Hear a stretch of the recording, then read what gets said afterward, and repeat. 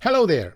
Welcome to another episode of Hard Talk HR. I'm your host, Mihaly Nagy. My guest today is Jill Christensen, a global authority on employee engagement. Jill also is the author of the best-selling book, If Not You, Who? Cracking the Code to Employee Disengagement. I asked Jill to come on the show to talk about Are We There Yet? We have been discussing employee engagement for decades. There are many scientific papers confirms the causation between employee engagement and performance. So we must be there. We should be there. But are we there yet? I also asked about Jill, what's the best way to get leadership involved in deploying employee engagement across the organization in an authentic way? What are some of the obstacles, typical pitfalls, typical mistakes companies make when it comes to employee engagement? And last but not least, technology versus employee engagement. Are they friends or foes? In today's technology-driven, AI-driven digital world, the human interaction is kind of loses importance. Well, is it? When it comes to employee engagement, human interaction is vital. So what is the right way to use technology and face-to-face human interaction in order to achieve sustainable, lasting employee engagement? I hope you will enjoy today's episode, and if you do, don't forget to hit the subscribe button, visit our podcast pages on Spreaker and Spotify.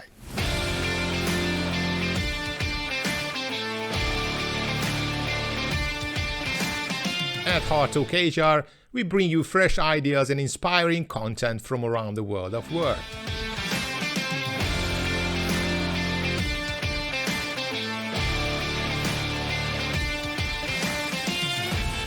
So Jill, thank you so much for joining the show. It's an absolute pleasure. It's a delight and a privilege having you here. And let's kick off the conversation. Are we there yet? We have been talking about employee engagement for decades, and there are many scientific papers confirm there's a causation effect between engagement and performance, so we should be there. The question is, are we there yet? So thank you for having me. And in my opinion, we are not there yet. So when we look at employee engagement numbers around the globe, approximately 13% of employees worldwide are engaged. So that means close to 90% of people are going to work each day. They're going through the motions. They don't trust senior leaders. They're not giving organizations 110% discretionary effort. And so have we made a slight bit of progress in the past decade? We have. However, we still have a very, very long way to go.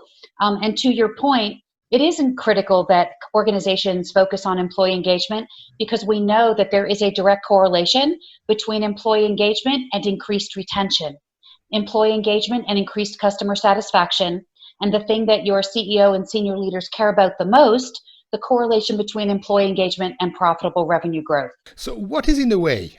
If we are not there yet, and we all know it's important because it drives business impact, it helps the organization win the marketplace.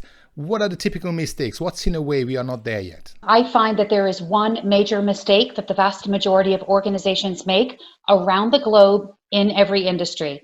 And the problem is that corporations, organizations, associations continue to cling to outdated methodologies to improve their culture that have never worked and will never work. And what is the most popular methodology to fix a culture? We're going to outsource this to HR. They can fix it. They're the people organization, right? So we know that in approximately 95% of organizations around the globe, senior leaders outsource culture change. They outsource employee engagement to human resources. And this is why it fails. And let me say a couple of things here, because this is not at all a dig against human resources. Strategic HR people are extraordinary. However, even though HR owns employee engagement in the vast majority of organizations around the globe, HR doesn't own the people who have the greatest impact on employee engagement, and that's your frontline managers. Your CEO owns your frontline managers and can get them to do things that HR cannot. It's just the truth. And so in order for an organization to do this effectively, the CEO or somebody in the C-suite needs to champion the employee engagement journey and engage the frontline managers in employee engagement. Now, so what is the role of HR? I view the role of HR as the conductor in an orchestra, right?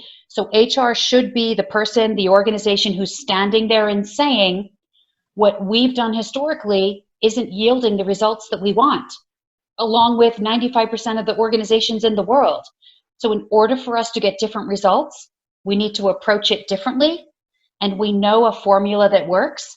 And here it is. So HR is in a way championing architecting, but it's business leaders, and particularly you need to have a champion at the C-level, a C-suite, a business leader, a CEO should be championing employee engagement in the organization, as you say. Why is it so difficult to convince CEOs that people matter? In all honesty, I feel like a lot of HR organizations don't try to convince CEOs that people matter. I think employee engagement culture change is outsourced to HR, and they open their hands up and take it and continue executing on it the way they always have and the way the vast majority of organizations have. So in my keynote speech, I talk about the fact that HR, your role is really to start the conversation with the senior leadership team and to bring data to the table and to get them to see that the way we are going to execute on this successfully once and for all is if we do things differently. And senior leaders, the only way we are going to truly achieve in our employee engagement journey is if you champion employee engagement, if you stand up and say, our culture isn't where it needs to be, but together we're going to fix this. And if you engage the frontline managers in your employee engagement journey, and if the CEO says to the frontline managers, there are things that we need you to do consistently as it relates to managing our people that we know drive massive levels of employee engagement. Oh, and frontline managers, I'm also going to hold you accountable. We know from our employee engagement survey that right now we're at 40% employee engagement. A year from now, we have an organizational goal to be at 50% employee engagement. I am holding you accountable for increasing employee engagement 10 points in a year. Because in most organizations, as you know, we have pay for performance cultures, right? And so if you meet or exceed your goals and objectives, you can potentially get a higher merit increase, bonus. And if you miss your goals, you could potentially see your merit or bonus decrease or stay stagnant. And so people tend to be highly motivated to meet or exceed their individual goals and the organization's goals. And so when a CEO stands up and says, we now have an organizational goal to increase engagement, right? And I'm going to hold you accountable as your leader. That's how you really get employee engagement moving in an organization. Don't we have a bit of a, Houston, we've got a problem, don't we? If we need to show data to CEOs to care about people engagement, and if that's the only reason why a CEO opens his eye, because, oh, I see a connection between engagement and money, so I care about people, that's a bit of a problem. So it's not about only the revenue, it's about the well-being. And why are we surprised if employees don't trust leadership, if that's the only way to get senior leaders to listen? And based on a lot of the research that I've conducted, senior leaders, especially the ones who are in senior leadership positions today, right? So the ones who were, and I'm not talking about our tech firms that are being run by millennials. I'm talking about the average company and organization that tends to have senior leaders who have been in business 20, 25, 30, 35 years. Those people weren't taught about people in business school and in college. They were taught the only thing that matters is the bottom line, right? Making your numbers. And they weren't taught about the correlation between it's the people who make or break your numbers, right?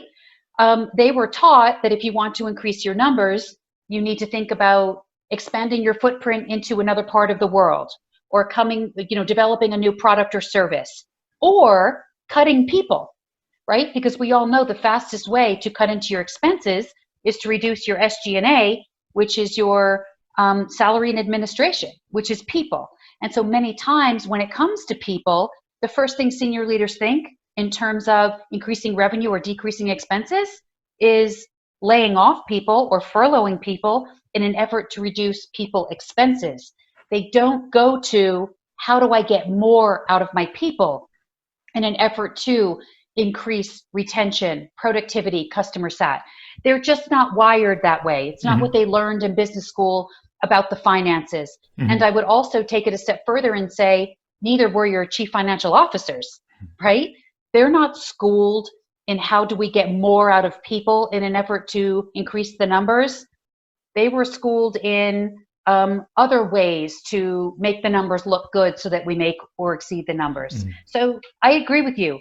It is scary, but it's our responsibility. It's HR's responsibility to educate senior leaders and to bring them along. And the good news is at this point, we have a ton of data that supports what we're talking about, and executives love numbers. So the most important message, of course, in HR, you're going to learn, in a way, selling skills, sell yourself, but there's always value in the eyes of a receiver. So you talk their language in 100%. Order to get you along the way and educate them. And when you're talking to senior leaders, their language is numbers. Yeah. Because senior leaders are judged on their ability to meet or exceed the numbers every day, right? You've got the board looking at them, the C-suite looking at them, shareholders looking at them, investor relations looking at them, financial analysts looking at them, the major stock market people looking at them. Everyone's looking at your numbers. You know? The good news is that we also have tons of data available. If you move away from short-term shareholder value to long-term goals, where your people involved, your actual valuation and value, stock market price and valuation actually drastically increase. There are countless of positive examples on that regards. Exactly. Second question I want to ask you about involving mid-managers. Obviously, they play an absolute critical role in employee engagement, how they talk, how they communicate, how they involve their people.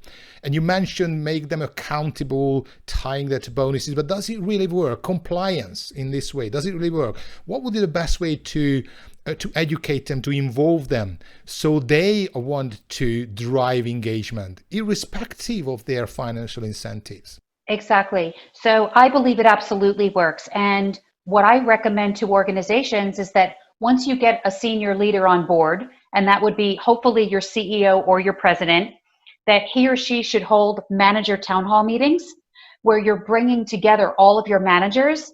And basically the CEO is standing up and saying, our culture isn't where it needs to be. This is what employee engagement is, right? It's when employees trust leaders and feel an emotional connection to our organization. This is why it matters, right? It matters because we know that organizations in the top 10th percentile have higher levels of retention, have higher levels of customer satisfaction, have higher levels of creativity, have higher levels of productivity, right? So those are some things that are not financial per se, but they're all very positive benefits.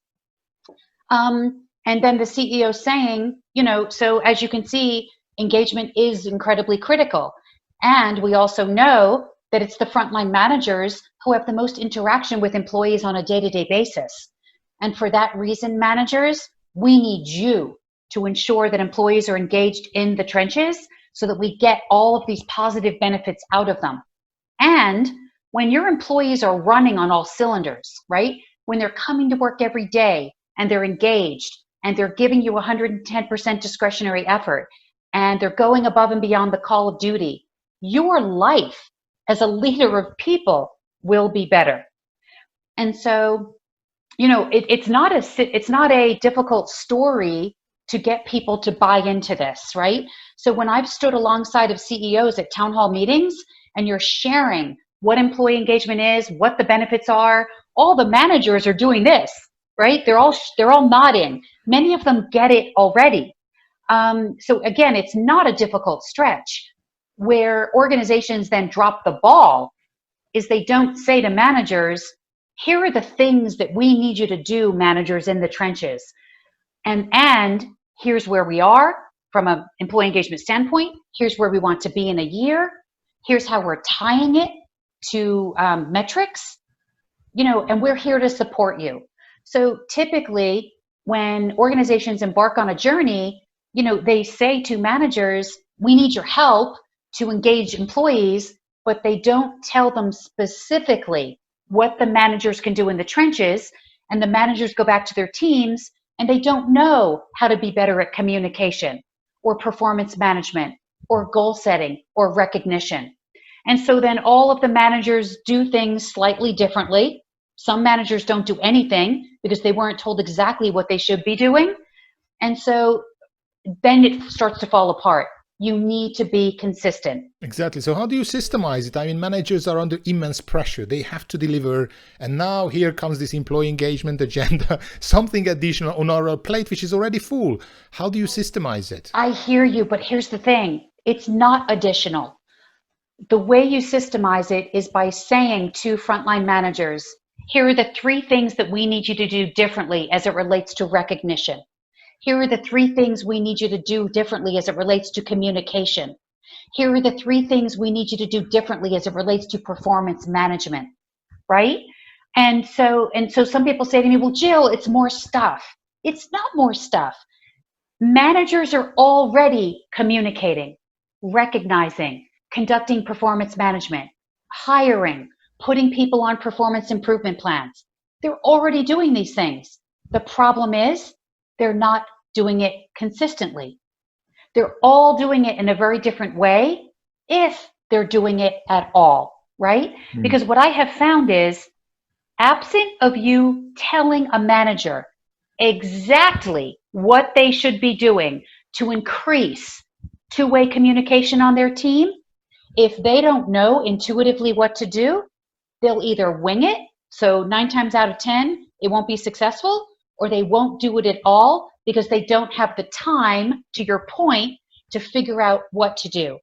And so this is really about the CEO standing up there and saying, for example, in the area of communication, we need you guys to step up your communication. So I need every single one of you to ensure that you are having a weekly staff meeting with your team and that you're having monthly one-on-ones with every single person who reports to you, right?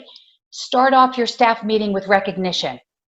In your 101, make an effort to really get to know the person on your team. Oh, and here's a question that you could ask your team members in that first one-on-one. What do you love about your job? What do you dislike about your job? Right? What a great way to show your individual team members that you want to get to know them better, that you care about their day-to-day and what's going on in their world. These are specific things that the CEO can stand up and say, here are some ideas that you can be doing with your team members to increase engagement. Because we know that when employees feel like they have a voice at work, their voice is being heard, they have interaction with their supervisor, that when it seems like their supervisor cares about them, their engagement catapults. We know this. Mm-hmm. So again, it's the CEO communicating specific actions that the managers need to take so that the managers don't have to come up with them on their own, because to your point, they won't. They're busy. But probably CEOs also need to lead from the front, so they need to start doing it with their own team as well, instead of just pushing it down to... Absolutely. But when you put a model in place where all frontline managers need to execute consistently with their teams, the CEO is a part of that, because the CEO has direct reports, right? Indeed. Everybody in the C-suite, all of your senior vice presidents or vice presidents, they all have direct reports. So this isn't this is what managers need to do at the director level and below. This is what every person, every people leader in the organization needs to do with their teams. And so when you lay it out like that, the CEO doesn't get a buy. The CEO doesn't get a pass. The CEO is being held accountable to do this the same way every single frontline manager is in the organization. Can you give some concrete examples, some organizations you've worked with, you've seen where there is no real culture engagement and they took notice, and how it impacted their market share, how it impacted their business result, and what actually happened? Absolutely. So I worked with a health center in Utah, which is not sure that a lot of the listeners will be familiar with this, but it's near Moab, which is one of the famous Red Rock Arches. It's a national park in the United States. It's in the middle of nowhere. And so this is a health center that's located in the middle of nowhere. I think the nearest hospital is 300 miles away, which in kilometers that would take approximately 5 to 6 hours to drive to. Okay. They actually had people not who were getting injured in the national park and refusing to go to this health center because the word on the street was that the health center, like the care at the health center was so poor. And the medical director who ran the health center actually reached out to me and said, Jill, we know that's because we have a dysfunctional culture. And when you come here, our employees are so disengaged, they don't put the patients first. They're sitting in the waiting room for hours. The experience is horrendous because the employees are so miserable. And so I went in there and we literally, the medical director, the head of the health center was completely on board. We brought in all of the people in the health center who manage employees. We taught them about employee engagement. We shared with them the benefits. We showed them data in the healthcare industry that shows when you have high levels of employee engagement, when you put your employees first and your employees put your patients first, your patient care outcomes increase. More people come to your center. Your doctors are able to care for more patients per hour. Your revenue increases. We could show them all of this data from the healthcare industry. And that got people excited because nobody wanted to come to work because the culture in that medical center was horrendous. It also had a very negative reputation in the community and for the people who would potentially be coming to the health center to get fixed because they were having accidents in the national parks, right? Because people who come there are mountain biking and hiking and kayaking and doing all kinds of extreme sports. So we followed the model. The medical director reached out to me, so I already knew the CEO was on board. We brought together all of the leaders of people in the healthcare center, educated them on employee engagement, educated them on the link between employee engagement and patient satisfaction, gave them specific action items that they should be doing with all of their teams in the trenches. In 6 months, their employee engagement score went from 32 points to 64 points. They doubled employee engagement. The number of patients that their doctors were seeing in an hour went from 1.5 to 3.2. So they were doubling the number of people who they were seeing per hour. Their patient satisfaction score went from 17% to 49% in 1 year. They stopped turnover in the medical facility. They were having a 50% turnover in the medical facility. Employees stopped quitting on them. So we have yet to see their financial numbers, but the medical director has told me that the number of people who they are treating has doubled because the word is now out on the street in the community that they have gotten their act together, that they are putting employees first, their employees are putting patients first. And so the patient experience, if you will, has completely turned around. And so that is one example in the healthcare industry where, again, inside of 6 months, you can see real improvements that have not only had an impact on the employees, on the patients, but on the community in which they live and work. That's a drastic turnaround. Thank you for sharing. Drastic turnaround. Last but not least, yes, what was at the heart of this? The medical director coming to me and saying, Jill, I know that you work with organizations. I'm on board. Where do we go from here? There was a very strong internal business champion not from HR, from business who understood the person problem. Running the center. Yeah. Got it. Right. Yeah. And said to me, Jill, I get it. We've got a mess here. I don't know how to move forward. So coach us, guide us, counsel us. And they were eager and they were willing to listen and learn. That's the thing. Once it's painful enough, then of course they will listen. So, but hopefully, I mean, ideally we shouldn't get there to that level of pain when the baseline is so low. But the worst is that very often we don't know that we don't know because the culture is not there, the technology is not there, the analytics is not there, not frequent enough. And while we are on the point of technology, technology, artificial intelligence, digital work Employee engagement, are they friends or foes? We have all this wonderful, beautiful digital technology. We literally don't need to see each other at all, and we can work successfully. But we all know how important it is to have the human-to-human, face-to-face interaction, at least people-to-people, person-to-person interaction. So what is the best way to balance technology-driven digital world, which is the reality, and the human interaction in this digital environment to thrive employee engagement in organizations? So as it relates to employee engagement, the way I believe organizations should be leveraging technology is there are a ton of employee engagement technology platforms in the marketplace that do an amazing job to increase communication, collaboration, connectedness, to automate recognition, right? To enable senior leaders and employees to communicate in real time on virtual. Won't people become cynical if they know that, oh, okay, the recognition has been automated, so of course I'm getting another nudge from a system, but it's not real recognition, is it? I think they will not be cynical, because I think people crave being acknowledged and appreciated for a job well done. So as long as the recognition is genuine and timely and specific, right? You can't just start using a tool to recognize everyone for everything, because that will land on people as fake. It needs to be, right? So we know those are the three things that recognition needs to embody.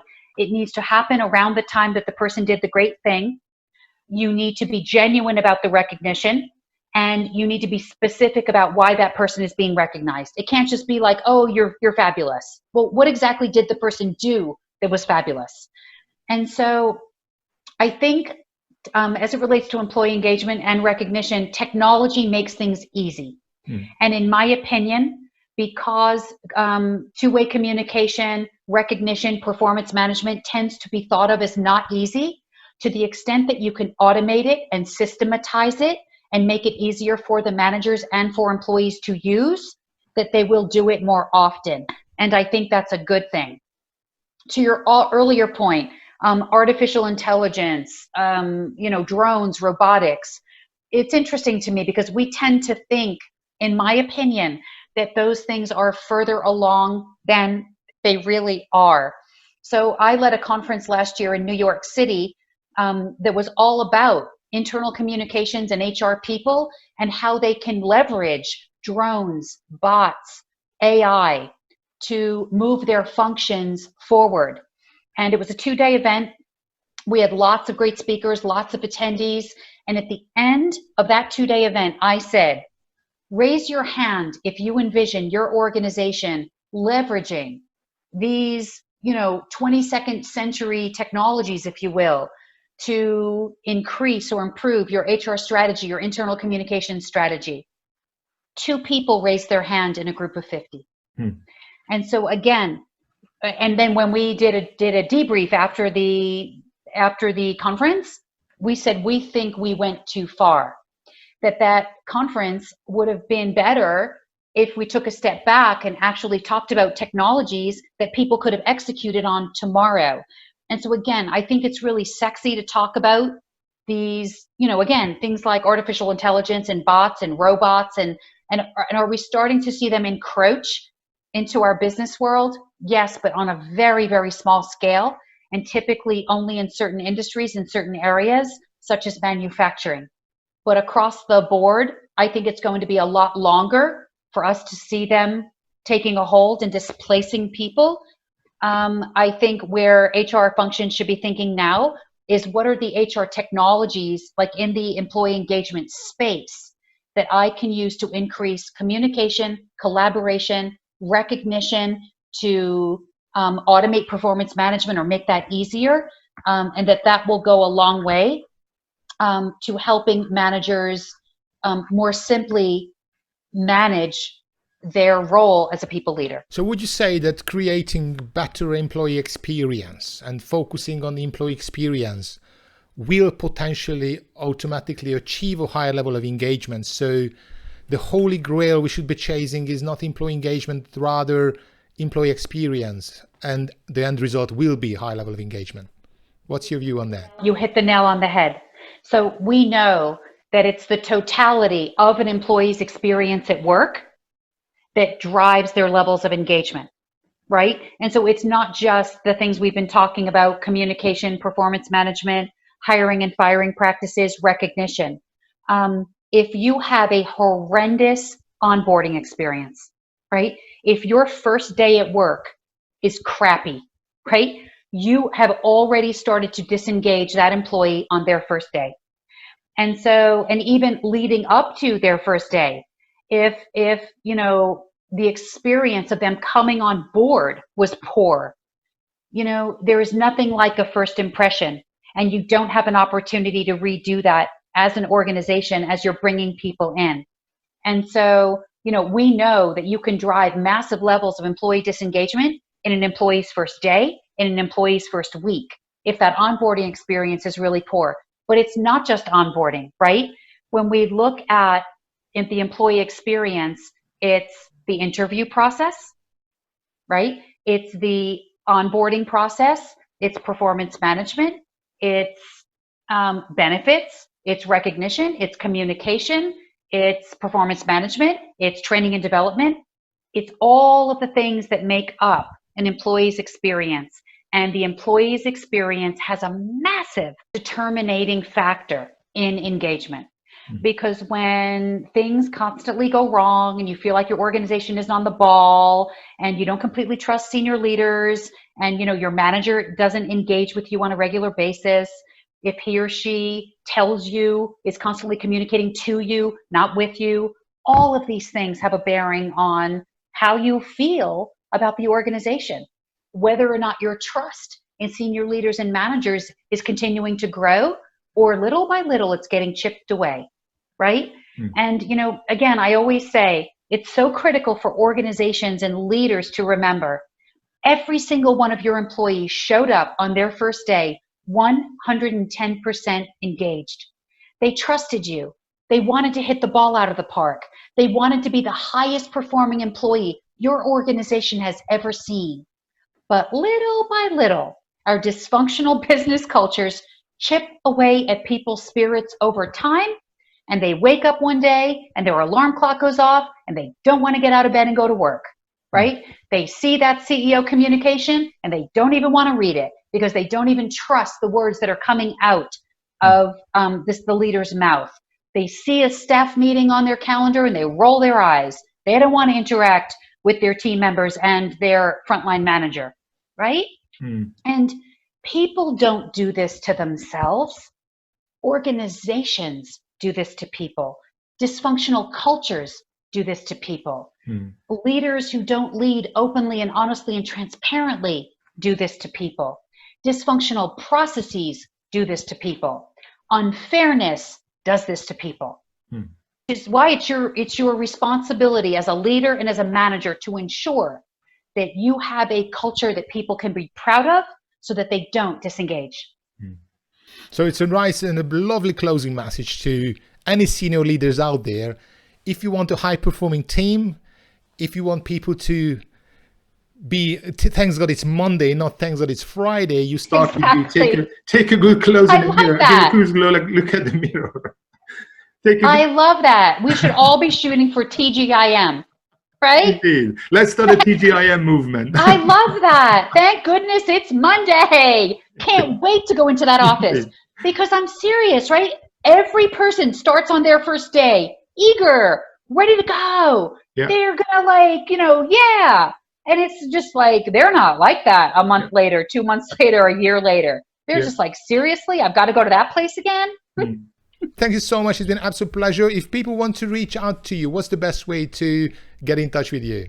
Oh, so my website is Jill Christensen International, but it's Jill Christensen INTL. I've got a weekly blog that I send out every single week where I'm constantly gathering information about how to create an amazing workplace culture, how to make you a better leader. So if you were to go to the blog section of my website, you can easily subscribe to that. Also, then you'll get invitations to my free webinars, where again, I'm constantly just trying to upskill you and your organizations about leadership, about culture change, about engagement, because your long-term success depends on it. And you're also on LinkedIn, so people get in touch Yes, with you? I'm on LinkedIn. I would love for people to connect with me on LinkedIn. Let's follow one another. Let's support one another. We're in this together. And I do recommend everybody grab a copy of Gio's book. If it's not you, then who? So it's available everywhere on every bookshop. Thank you so much, Jill. It's been an absolute pleasure. Okay, thank you. Bye now. You can do it.